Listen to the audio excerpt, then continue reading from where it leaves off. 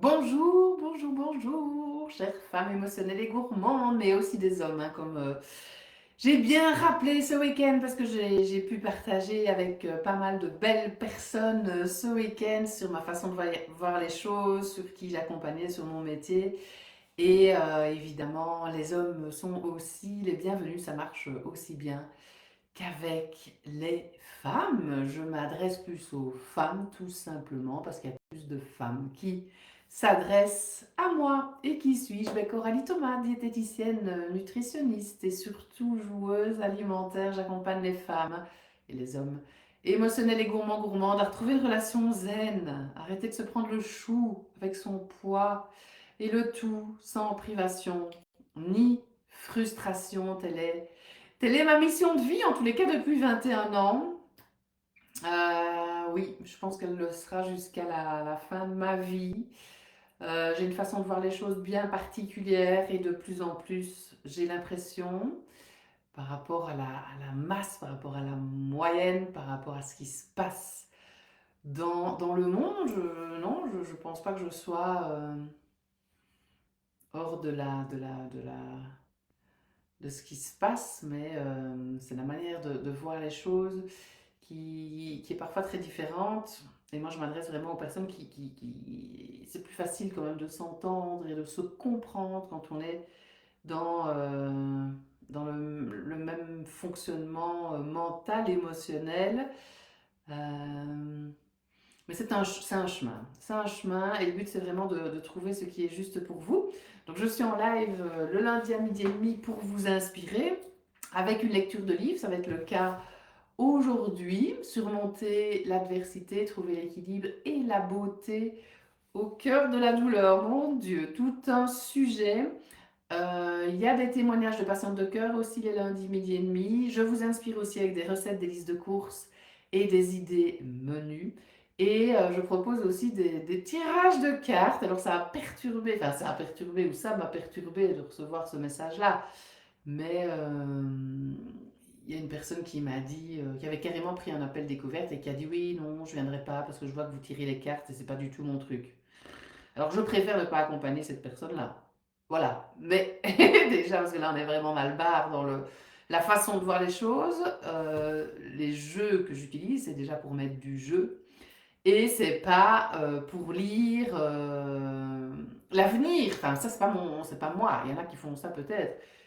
Mais moi, je m'en sers comme soutien en fait dans le travail de développement personnel autour de l'assiette des émotions et du corps. Donc parfois, je vous propose un petit tirage de cartes. Je trouve ça, c'est des petits outils nourrissants en fait, autrement qu'en mangeant. Et moi, je les adore depuis que je les ai, depuis que je les utilise. Ils me font vraiment beaucoup de bien. Par exemple, il y en a plein là déjà à côté de moi. Il y en a dans ma pièce principale, il y en a dans notre pièce de calme. Voilà, c'est des petites cartes ici pour vivre de son abondance. Ça peut donner un super chouette message. Ici, ce sont juste des petites cartes positives, mais qui peuvent vraiment transformer votre journée. Qu'est-ce que j'ai encore ici? J'ai utilisé un jeu de cartes qu'une psychologue avait créé pour les hypersensibles et voilà, je les ai fait imprimer et puis je les ai découpés. Qu'est-ce qu'on a ici? Je suis une source infinie de potentiel et de possibilités. Moi, quand j'ai un petit coup de mou et que je lis ce genre de truc, je dis ah ouais, c'est vrai, je m'en rappelle, ça me fait du bien. Voilà, maintenant, chacun se nourrit comme il a envie, mais c'est ça que je propose quand je parle de tirage de cartes. Voilà. Oponopono, enfin, c'est quand même un tirage de cartes qui est hyper puissant. C'est génial, ça permet de débugger des trucs, ça permet de comprendre des choses, ça permet d'aimer plus, de pardonner, de... Qu'est-ce que c'est Oui, désolé, pardon, merci, je t'aime, de remercier, d'être dans la gratitude. Qu'est-ce que j'ai encore ici? J'ai oui à la vie. Je trouve que c'est des magnifiques petits jeux. Et effectivement, si on... il y a une manière d'utiliser les cartes, c'est juste pour avoir des petits messages. Alors parfois, oui, ça pourra peut-être influencer notre état d'esprit. Et ici, la petite carte, c'est oui à la simplicité. Enfin, moi, je suis quand même une personne HP hypersensible.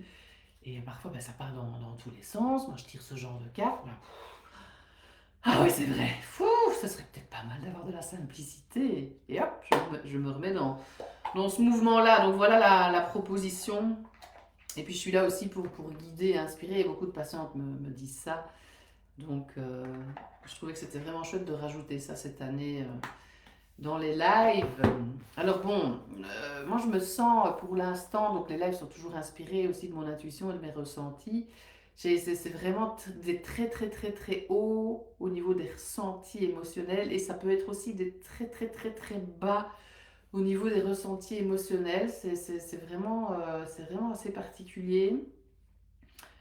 Et mais je pense que ça fait partie de la vie de chacun. Et donc, voilà, ce livre dans la bibliothèque m'a appelé. J'ai commencé à lire, surmonter l'adversité, trouver l'équilibre et la beauté au cœur de la douleur. Et ça me fait penser à mon prof de yoga qui dit, quand on est dans une position, une posture un peu compliquée, eh ben, il nous dit de trouver le confort dans l'inconfort. Donc, on est dans ce truc-là. Et je sais que c'est pas gai d'être dans l'inconfort, mais c'est la vie, on n'a pas le choix, on ne peut pas y échapper, mais parfois on se crée nous-mêmes aussi cet inconfort, et je sais que parfois on ne sait pas faire autrement, et vous pouvez vous dire aussi, parfois, enfin moi c'est des sensations que j'ai, c'est qu'on n'arrive pas à...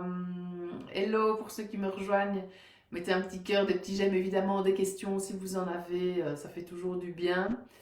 Ça ne nous appartient pas en fait parfois. Enfin moi ce week-end c'est ce que j'ai détecté avec quelque chose de très douloureux qui était enfoui dans l'inconscient et qui a émergé. Donc, si on l'enfouit le truc, ben, c'est qu'on n'a pas vraiment envie de le ressentir. Et là, c'est ressorti. Et je pense que ça ne m'appartient pas, que ça fait partie de ma lignée familiale. Enfin, bref. Donc voilà, je ferai le chemin qu'il y a à faire pour me libérer de ça. Hello Aurélie, bienvenue au live. Coucou ma coco, merci pour ces belles idées. Il faudra que j'investisse dans ces cartes. J'en étais à la musique et aux vibrations. Mes belles idées, bisous. Oui, mais évidemment, la musique, les vibrations, c'est quand même... C'est génial aussi de ressentir ça. Mais comme je dis, ça peut être tellement intense que ça peut être vraiment très intense aussi dans tous les sens, quoi. Donc le but c'est de trouver vraiment l'équilibre et je trouvais que ce livre ben, voilà, était pas mal.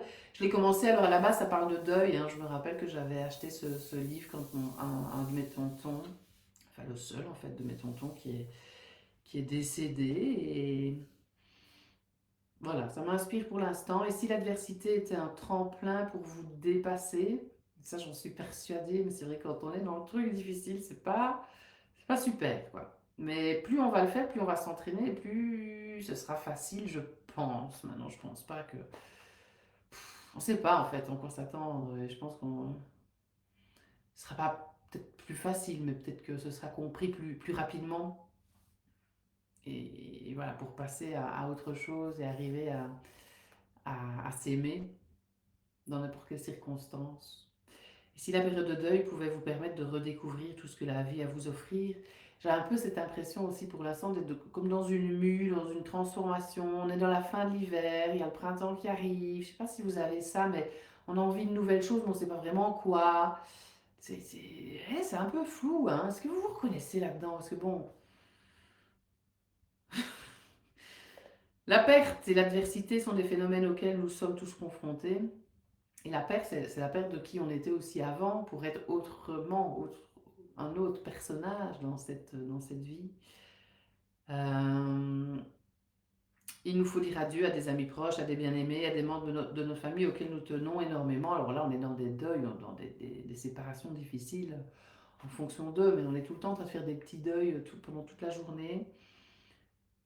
Comme moi, une patiente, là, oui, j'avais un appel découverte à 11h30. J'attendais vraiment cet appel découverte avec beaucoup de cœur parce qu'elle devait m'apporter les céramiques, si vous avez suivi, que j'ai créées et elle n'est pas venue, quoi. Aucune nouvelle, je ne sais pas pourquoi, rien, nada. Enfin, c'est très bizarre, mais c'était un deuil.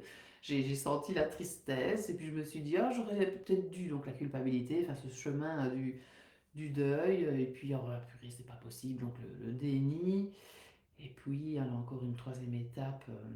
La colère, elle était bien là, la colère. Et puis, il y a l'acceptation. Qu'est-ce que vous voulez qu'on fasse? Paf, on passe à autre chose. J'aurai des nouvelles d'elle à un moment. J'aurai mes créations parce qu'elles sont payées et intérêt que je les aille. Voilà. Euh, et l'appel découverte, bon, on verra bien. Mais on voit déjà l'engagement. On voit déjà l'engagement. Maintenant, voilà, on verra ce qu'elle me dira. L'engagement pour moi est vraiment aussi quelque chose d'hyper important. Si la mort de quelqu'un nous est chère et déchirante et perturbante, elle peut également révéler des vérités élémentaires sur nous-mêmes. Donc c'est ça le travail, qui n'est pas toujours évident. Et nous apprendre à vivre une existence plus riche.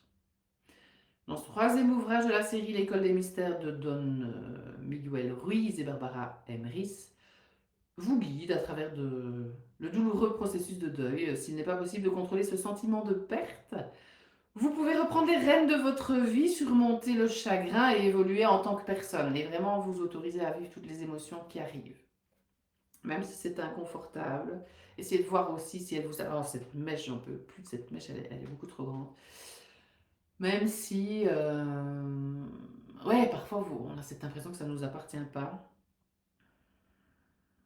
Divisé en 5 jours de cours, ce livre vous montre comment développer quotidiennement une conscience attentive de la pensée et du comportement humain. Il vous permettra de mieux comprendre vos émotions et de vous transformer en profondeur grâce à la pleine conscience. Et Aurélie nous dit ici, j'ai coupé les ponts avec ma famille il y a 6 ans car toxique. Dur mais mieux maintenant. Alors ça dépend des... Merci pour ton partage, parce que je sais que c'est pas évident de parler de ça, mais c'est beau, je trouve, d'oser parler de ça, d'oser vivre justement l'adversité, la douleur, la souffrance, d'oser la vivre, montrer cette vulnérabilité. Je trouve que c'est un cadeau pour l'autre, d'oser montrer ça, parce que souvent on cache ça, ou on enfouit ça en mangeant, encore une fois. Maintenant, il y a le lien familial, donc même s'il peut y avoir des relations toxiques, c'est quand même notre famille.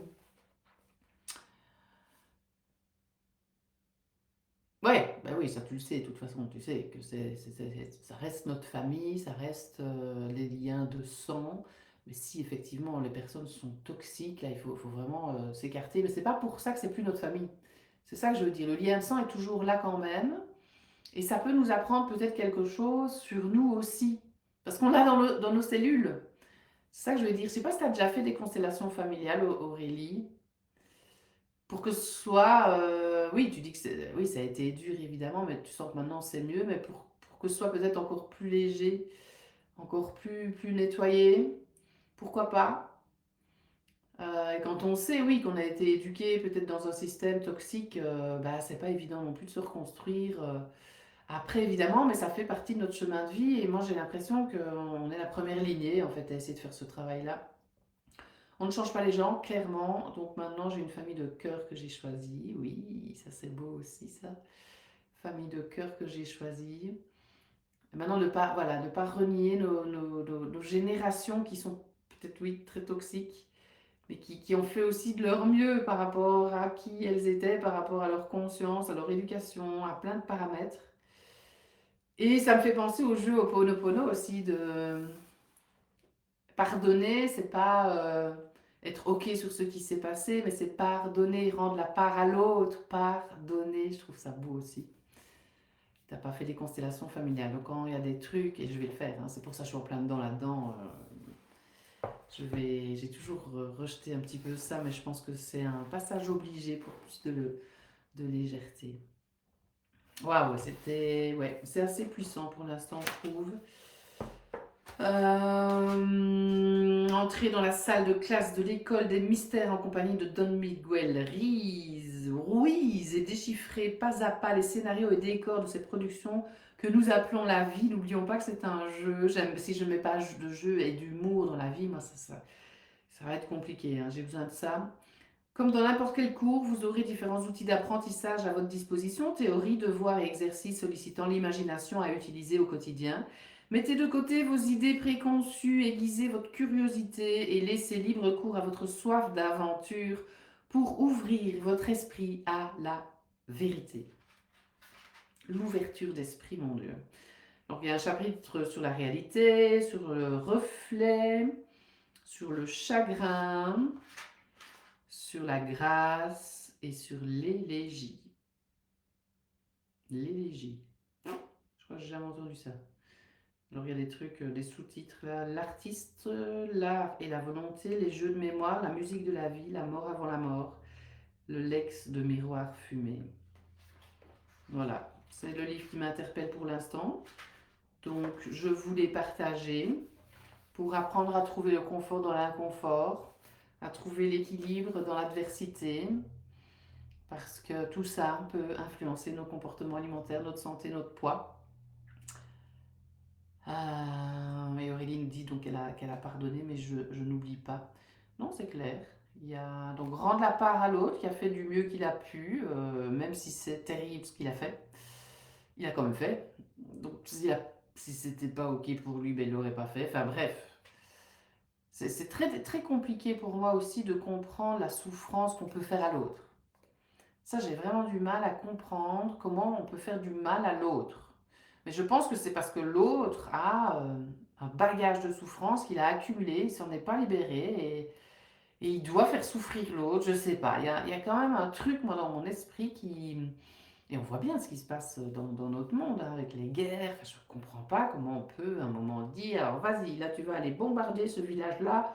Ouais, vas-y, une bonne petite pâtée. Ça m'échappe, quoi. Enfin, je mets de l'humour là-dedans parce que ça ne, je ne, c'est néant, quoi. Comment on peut faire souffrir l'autre? Donc essayez peut-être de voir aussi si vous faites souffrir l'autre, si vous vous faites souffrir, et si on vous fait souffrir. Parce que ça va toujours dans ces trois sens-là. Voilà, chères femmes émotionnelles et gourmandes, vivons notre vie, honorons le vivant et la vie tant que nous sommes en vie, parce que ça ne va pas durer. Le corps physique, en tous les cas. Moi, j'aime espérer et imaginer que mon âme va être libre et qu'elle pourra aller partout, elle sera plus accrochée à mon corps, bref. C'est cette image-là que je peux me mettre en tête pour mourir avant de mourir, comme il dit dans son livre. N'hésitez pas si vous avez envie d'aller en profondeur dans vos histoires, évidemment, pour trouver votre propre recette autour de l'alimentation des émotions du corps et arriver à un poids santé, un poids dans lequel vous vous sentez pleine d'énergie et où vous arrivez à vous aimer, vous accueillir tel que vous êtes, que ce soit dans les parts d'ombre ou de lumière, les parts positives ou négatives, les parts noires, blanches, mettez les mots que vous voulez, mais le but est de trouver du sens. Je trouve que ça c'est vraiment important et ça c'est un de mes talents. Donc n'hésitez pas à prendre l'appel découverte offert ou aller visiter mon site pour plus de connaissances sur mon univers. Je vous dis, je pense, à la semaine prochaine. Oui, je serai là, mais un petit peu en retard parce que j'ai une patiente sur le temps de midi. Ciao!